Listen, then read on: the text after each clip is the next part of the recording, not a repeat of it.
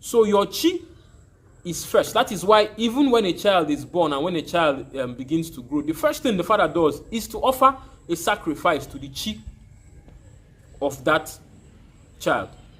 Before we now come to Agu, Agu comes much later in life. So your chi, know your chi. Knowing your chi is not just through alpha.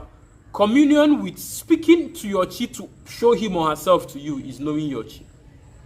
And as you grow spiritually, your chi will begin to come to you and reveal things to you.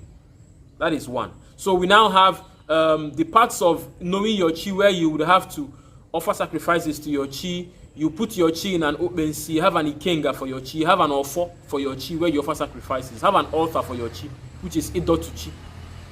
Right?